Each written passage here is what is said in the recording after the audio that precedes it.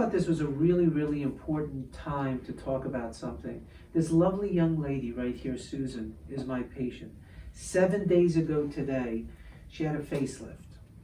And she's nice enough to come out and talk with us about this because we just finished seeing her post-operatively. But she said so many important things that I really wanted to like probe this a little bit more so that everybody that has been thinking about any kind of surgery, especially something like a facelift, would have an experience, hopefully like Susan had. But she had one once before, and that's where I want to talk about the differences, especially from the patient's perspective of how she felt afterwards, how it went, and even the results following that. So Susan, thank you so much. You're very welcome. So You're talk very to me. welcome. Tell me a little bit about the difference between this experience that was 7 days ago and the one you had About approximately 10 years ago. 10 years ago.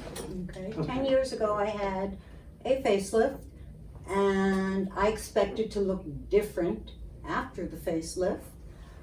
After the surgery, I was in extreme pain. I was in pain for approximately, I would say, over 2 weeks, because I remember going back to work and still being careful where I put or place my head, because and the results were, for me and for everybody that saw me, they asked me, why did you do what you did? Because you look the same. This time around, it's a whole different game. That's so nice. I woke up, I looked around, I realized I had a beautiful headpiece, but I wasn't in pain. I wasn't groggy.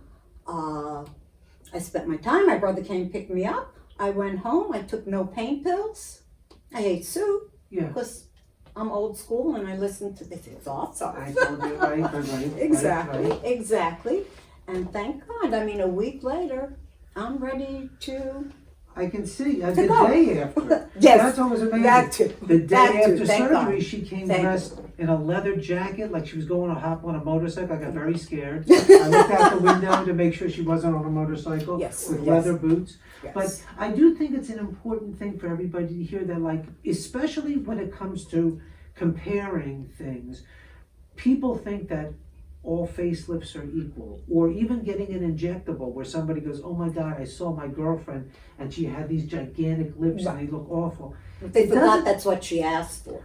True, that's exactly right. Or it's just a different person's slant on what they wanted, and also the person that they went to have the procedure done by may also be different. So Correct. I think that's the important take-home message, is that we really could, hopefully everybody gets a wonderful patient like this. Whenever you would love to have patients like this, everybody would get somebody as wonderful as this. But the bottom line is we really do take our time to make sure that, you know, there really wasn't a lot of bruising. No, there was no bruising. Right. There was no Stitches bruising. came out now, not a lot of that. And your neck looks amazing. Right, and your there's jawline. And beyond that, there was no pain recovery. It was quick and easy. And people shouldn't be afraid, and don't listen to your friend who had it 10 years ago, because 10 years Because later, she told me, it's a big difference. we first met virtually on our first camera visit, and that's one of the things that you were really concerned about was the pain, because you remembered what it was like. Oh yeah, it was 10 years horrific. ago, It was horrific. Right.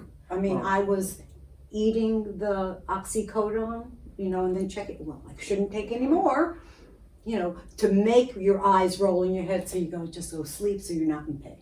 Right. And this time around, thank you. Thank you, So doctor. happy. Excellent. Thank you. That's all we wanted to say. Thank you, Susan. But You're I thought it was welcome. really important to talk about facelifts and recovery.